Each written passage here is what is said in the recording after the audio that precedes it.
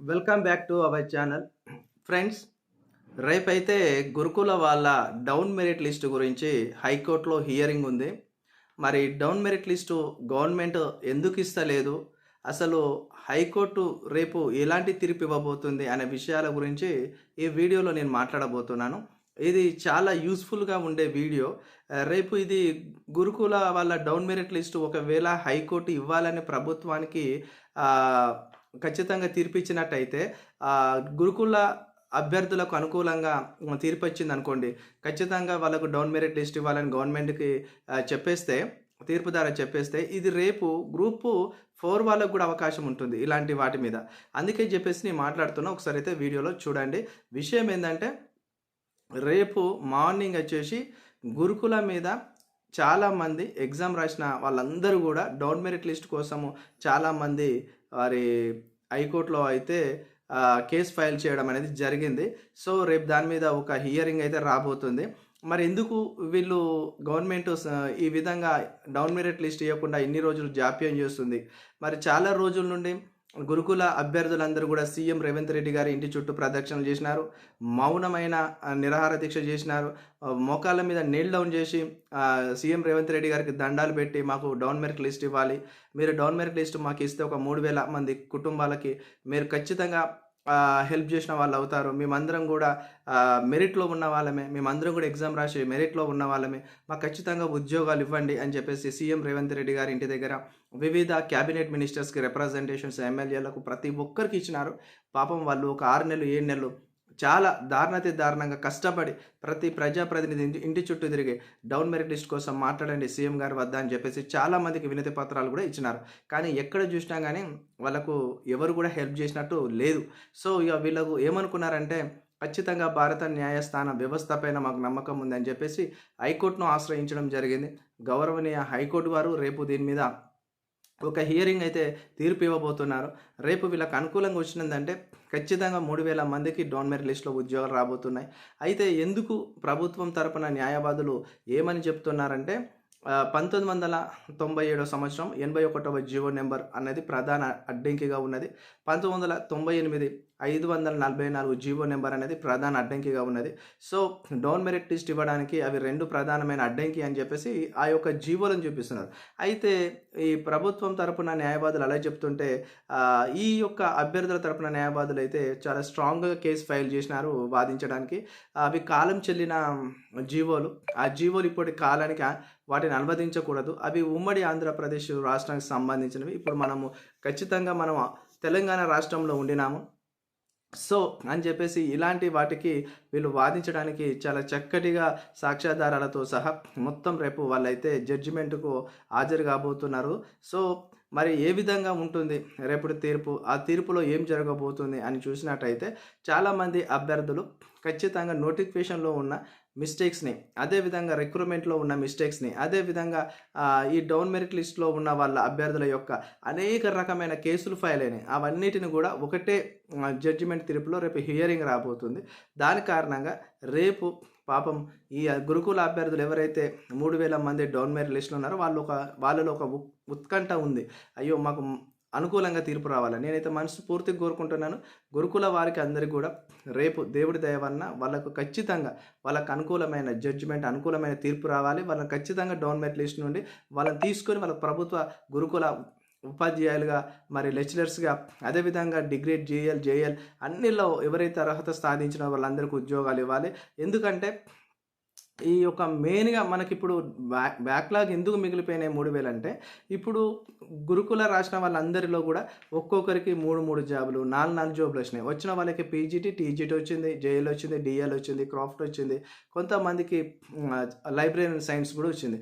అట్లా ఒక్కరికి 45 ఉద్యోగాలు రావడం వలన వాళ్ళందరూ కూడా డీఎల్‌కెళ్ళడం, జేఎల్‌కెళ్ళడం, పెద్ద స్థాయి టీచర్స్ పోస్ట్‌లకెళ్ళిపోయిన్రు. అప్పుడు పీజీటీ వచ్చిన వాళ్ళు మళ్ళీ జేఎల్‌కెళ్ళడం, టీజీటీ వచ్చిన వాళ్ళు మళ్ళా జూనియర్ లెక్చరర్స్‌కెళ్ళడం, ఇట్లా పెద్ద స్థాయి పోస్ట్‌లకు వెళ్ళడం వలన వాళ్ళు వెళ్ళినప్పుడు వాళ్ళకిక్కడ అన్‌విల్లింగ్ ఆప్షన్ లేదు. వాళ్ళకు ఏది లేదు. సో, కారణంగా ఏమైపోయిందంటే ఆ విధంగా ఉంటే ఈ రోజున డౌన్ మెరిట్ లిస్ట్ అనేది ఇచ్చుతూ ఉండేవాళ్ళు. కానీ ఇక్కడ లేని కారణంగా ఏమైపోయిందంటే 3000 పోస్టులు అక్రమంగా, అన్యాయంగా మిగిలిపోయినాయన్నమాట. ప్రభుత్వం వాటిని అలానే పక్కన పెట్టేసింది. అయితే సీఎం గారు ఈ జూనియర్ కాలేజ్ లెక్చరర్స్ అంటే సారీ ఈ గురుకులాలో ఉండే degree lecturers, junior lecturers, PGT, TGT వీళ్ళందరికీ కూడా ఒక అఫీషియల్ మీటింగ్ పెట్టేసి మనకు ఎల్బీ స్టేడియంలో వాళ్ళకు కూడా నియామక పత్రాలు ఇచ్చినాడు. ఇచ్చినంత మాత్రాన మొత్తం రిక్రూట్మెంట్ కంప్లీట్ కాదనేది వీళ్ళ వాదన. ఎందుకంటే పోస్టులు మొత్తం ఎన్ని ఉన్నాయి, 9,000 చేంజ్ ఉన్నాయి. అవన్నిటిని కూడా రింపినప్పుడే రిక్రూట్మెంట్ కంప్లీట్ అయిపోతుంది. సో అలా చేయడం అనేది కొంతమందికి ఉద్యోగాలు ఇచ్చి కొంతమందికి ఆపినట్టు అయిపోతుంది అనేది కూడా వీళ్ళ ప్రధానమైన వాదన కింద వస్తుంది. అది నిజమే, వాస్తవమే. ఎందుకంటే ఒక రిక్రూట్మెంట్ అనేది కంప్లీట్ అయిపోయినప్పుడే, అంటే 9,000తో నోటిఫికేషన్ ఉన్నప్పుడు 9,000 మంది మెరిట్ లిస్ట్లో ఉన్న వారికి ఉద్యోగాలు ఇచ్చినప్పుడే రిక్రూట్మెంట్ కంప్లీట్ అయిపోయినట్టు. సగం మందికి ఇచ్చేసి సగం మందిని మీరు ఇక్కడ ప్రభుత్వం ఆపేస్తే అది ఏ విధంగా రిక్రూట్మెంట్ కంప్లీట్ అయినట్టు అని చెప్పేసి అందరూ అనుకుంటున్నారు. సో ఇప్పుడైతే నేను మళ్ళీ ఒకసారి చెప్తున్నాను, రేపు ఈ జడ్జిమెంట్ తీర్పు పైన ఆధారపడి మళ్ళీ గ్రూప్ 4లో బ్యాక్లాగ్ పోస్టులు ఉంటే ఖచ్చితంగా ప్రభుత్వం ఆలోచన చేస్తుంది. గ్రూప్ 4లో ఎవరైతే మెరిట్ లిస్ట్లో ఉండి డౌన్ మెరిట్ లిస్ట్లోకి వస్తారో వాళ్ళకి ఖచ్చితంగా రేపు ఉద్యోగాలు ప్రభుత్వం ఇచ్చే ఆస్కారం ఉంటుంది రేపటి మన గురుకుల తీర్పు పైన. సో మీరందరూ కూడా ఒకటే చెప్పేది ఏంటంటే, రేపు తీర్పుతో అందరి భవిష్యత్తు తెలవబోతుంది, అందరి భౌతవ్యం బయటపడబోతుంది. So wait and see. మరి అందరూ కూడా మేలే జరగాలి. ఎందుకంటే పాపం గురుకుల వాళ్ళు దగ్గర 1 సంవత్సరం నుండి పోరాటం చేస్తున్నారు చాలామంది. కొంతమంది వరకైతే జాబ్స్ ఇచ్చినారు, కొంతమందిని అయితే ఆపినారు.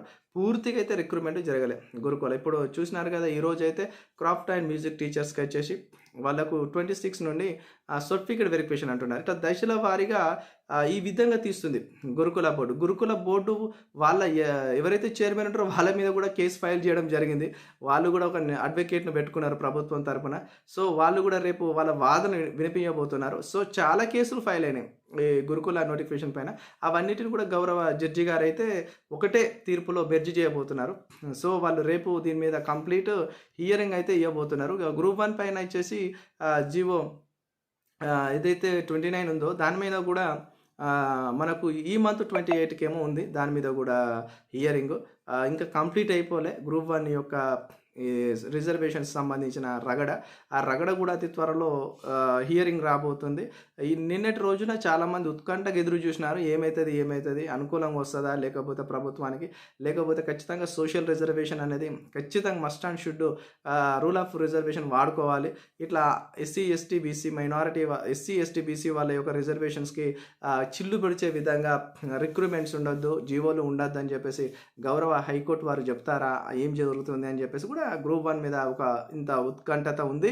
చాలామంది అయితే ఎదురు చూస్తున్నారు. గవర్నమెంట్ అయితే రేవంత్ రెడ్డి అన్న గవర్నమెంట్ అయితే తొందరగా మనకు ఇది గ్రూప్ 1 మెయిన్స్ ఎగ్జామ్ పెట్టేసి ఎగ్జామ్ పెట్టేసినాం కాబట్టి ఇక మళ్ళీ దాని గురించి మాట్లాడే అవకాశం లేదన్నట్టు చేతి దుడిపేసుకుంటుంది.